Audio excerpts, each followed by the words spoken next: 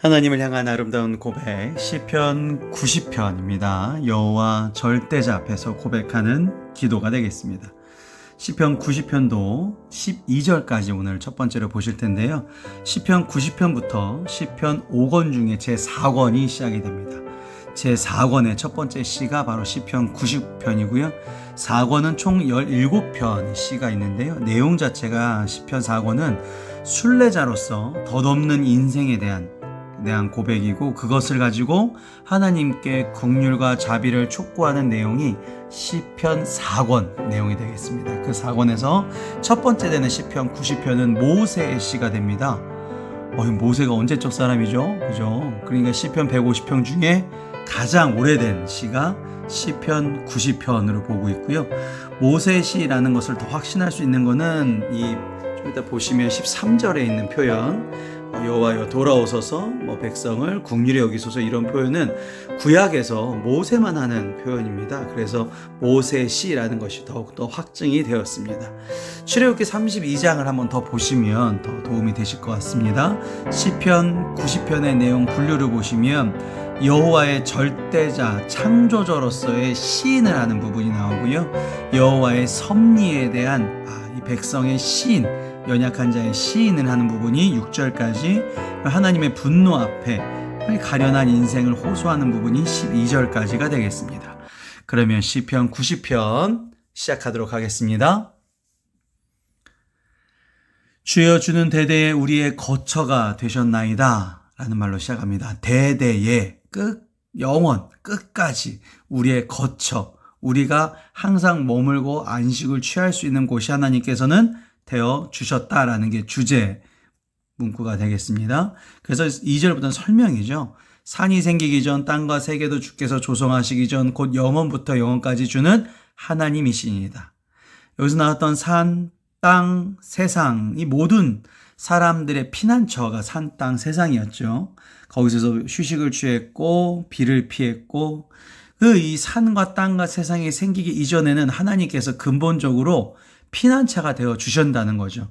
산도 땅도 세상도 다 하나님이 만드셨기 때문에 근본적으로는 하나님께서 우리의 피난처가 되어 주신다라는 풀이로 되겠습니다. 이렇게 여호와의 절대자 창조자로서의 시인을 했다면, 이제부터는 하나님의 섭리에 대한 시인을 갑니다.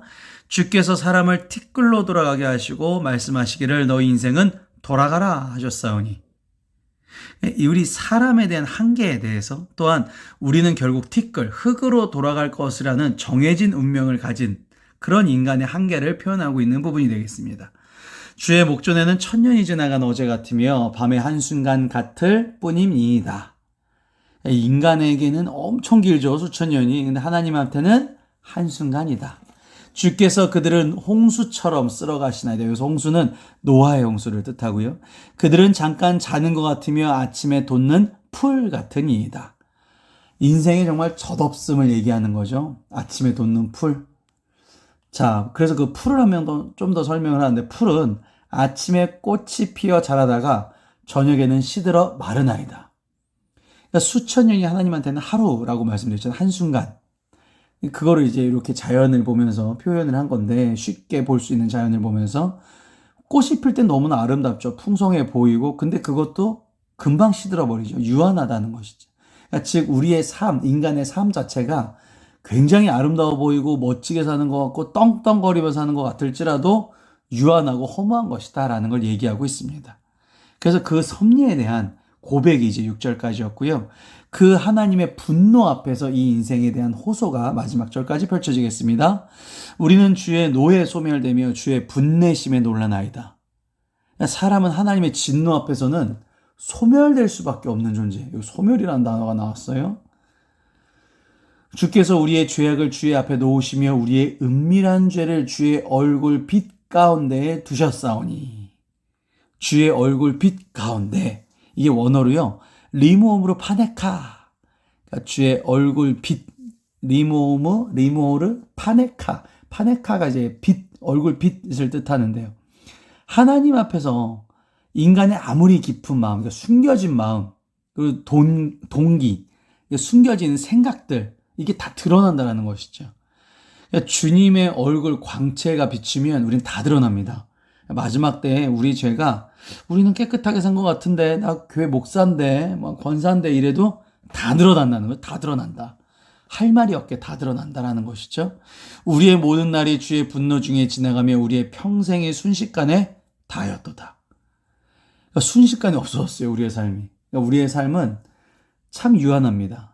근데 인간은 그 스스로의 생명을 얻을 수가 없죠. 하나님께서 생명을 주실 수 있다는 거죠. 그래서 굉장히 유명한 구절이 여기서 10절에 나옵니다.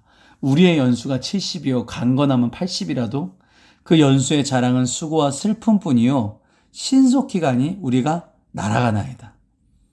진짜 그렇잖아요. 아무리 우리가 뭐 70, 80이라도 결국 인생을 되돌아보면 수고했던 일, 힘들었던 일, 안 힘든 사람이 없어요. 신기하게, 그죠? 수고와 슬픔뿐이에요. 근데 그런 삶이 어디로 가요? 죽음을 향해서 날아가고 있어요. 근데 아무리 오래 산다 70, 80 해도 자랑할 것이 없는데 수고와 슬픔뿐밖에 없는 삶이 거기다가 죽음을 향해서 또 빨리 가고 있다라는 것이죠. 누가 주의 노여움의 능력을 알며 주의 진노의 두려움을 알리까? 그렇기 때문에 그렇게 유한한 삶을 살기 때문에 죽음으로 향하고 있기 때문에 우리는 아직도 모른다. 그 하나님께 내가 하나님의 자비와 긍휼하심을 구해야 되는데 아직도 죄를 짓고 아직도 주의 두려움과 진노를 모른다. 인간의 무지함과 어리석음을 강조하고 있습니다. 자, 우리에게 우리 날 계수함을 가르치사 지혜로운 마음을 얻게 하소서. 그래서 12절의 결론이 되는 것이죠. 우리의 날 계수함, 내가 이 삶이 얼마나 유한하고 약하다는 것을 깨닫는 지혜로운 마음을 저에게 주시옵소서. 참 이 말씀이 우리의 고백이 되어야 되겠습니다. 자비를 베풀어 주시는 하나님께 드리는 기도로 시편 90편 첫 번째 시간 마치도록 하겠습니다. 기도하시겠습니다. 전능하시고 나를 사랑하신 하나님 아버지, 그 은혜와 사랑을 잊고 저는 매일 주님의 성품과 떨어져 있는 생각과 행동을 하였습니다. 의지가 약하며 아직도 연약합니다. 죄인 줄 알면서도 그 유혹의 길에 빠질 때가 있습니다. 주여 저희를 불쌍히 여겨 주시옵소서.